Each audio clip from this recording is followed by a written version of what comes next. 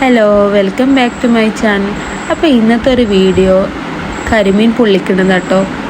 അപ്പോൾ അതെങ്ങനെ ഉണ്ടാക്കണം നോക്കിയാലോ. ഇന്ന് മീൻകാരൻ വന്നപ്പോൾ മീൻകാരൻ്റെ കയ്യിൽ കരിമീനായിരുന്നു. അപ്പോൾ അത് വാങ്ങി. അപ്പോൾ അത് എന്നും അങ്ങനെ കഷ്ണമാക്കിയിട്ട് പൊരിക്കലാണ്, സാധാ പോലെ പൊരിക്കലായിരുന്നു. ഇങ്ങനെ ആദ്യമായിട്ട് ചെയ്യാറുണ്ടോ. അപ്പോൾ അതങ്ങനെ എങ്ങനെ ഉണ്ടാക്കണം നോക്കിയാലോ.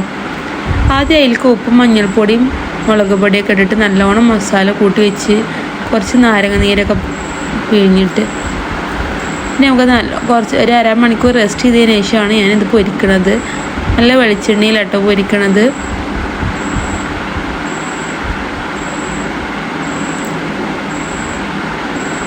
ഒരു സൈഡായി വന്നപ്പോൾ ഞാൻ പിന്നെ മറിച്ചിട്ട് മറ്റേ സൈഡ് അതേപോലെ വേവിക്കുക. പിന്നെ ഞാൻ കുറച്ച് ചട്ടിയിൽ കുറച്ച് വെളിച്ചെണ്ണ ഒഴിച്ച് അതിലേക്ക് ചെറിയ ഉള്ളി എടുത്തിട്ടുണ്ട്, വലിയ ഉള്ളി എടുത്തിട്ടുണ്ട്. രണ്ടും കൂടെ മിക്സ് ആക്കിയിട്ടാണ് എടുത്തിട്ടുള്ളത്. നല്ലോണം വഴഞ്ഞ് വരണം കേട്ടോ. അതിലേക്ക് ഇഞ്ചിയും വെളുത്തുള്ളിയും ചതച്ച് ഇട്ട് കൊടുത്തിട്ടുണ്ട്. പിന്നെ അതിനുശേഷം ഒരു തക്കാളിയും ഒരു ചെറിയ പച്ചമുളകും കേട്ടോ ഇട്ട് കൊടുത്തിട്ടുള്ളത്. ഒരു തക്കാളി തേങ്ങാപ്പാലിലാണ് വേവിച്ചെടുക്കുന്നത്.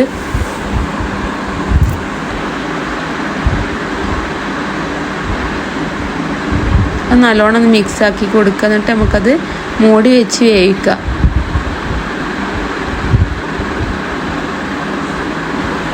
അതിലേക്ക് ആവശ്യത്തിലുള്ള പൊടികൾ ചേർത്ത് കൊടുക്കാം. ഞാൻ ഇട്ടെടുത്തിരിക്കുന്നത് കുറച്ച് മഞ്ഞൾപ്പൊടി, മുളക് പൊടി, കുറച്ച് കാശ്മീരി മുളക് പൊടി ഉണ്ട് കേട്ടോ. പിന്നെ കുറച്ച് മല്ലിപ്പൊടിയും കൂടെ ഉപ്പും കൂടി ചേർത്തിട്ട് നല്ലോണം മിക്സ് ആക്കുക.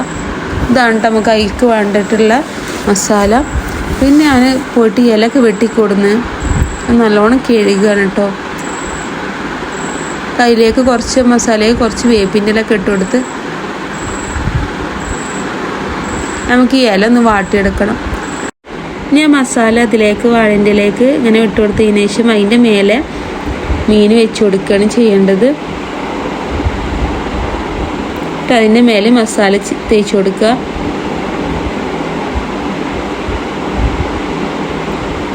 കുറച്ച് നാരങ്ങയും പിഴിയുണ്ട് കേട്ടോ, ഒരു പുളിക്ക് വേണ്ടിയിട്ടുള്ള. പിന്നെ ഒരു 2-3 വട്ടത്തിൽ നുറുക്കിയിട്ടുള്ള തക്കാളിയും കൂടെ വെച്ച് കൊടുക്കുക.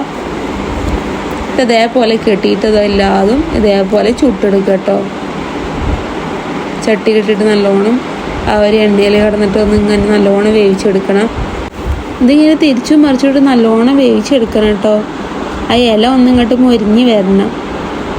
മീനൊക്കെ വെന്തതിന് ശേഷം ഞങ്ങളത് തുറന്ന് നോക്കുകയാണ് കേട്ടോ. നല്ല ടേസ്റ്റ് ഉണ്ടായിരുന്നു, എല്ലാവർക്കും നല്ല ഇഷ്ടമായിരുന്നു. എരിവ് നോക്കിയിട്ട് വേണ്ട മുളക് പൊടി ഇട്ട് കൊടുക്കാൻ. ഞങ്ങൾക്ക് തന്നെ കുറച്ച് മുളക് പൊടി കൂടിയിട്ടുണ്ടായിരുന്നു. പുതിയ വീഡിയോ ഇട്ട് പിറ്റേ വരാം.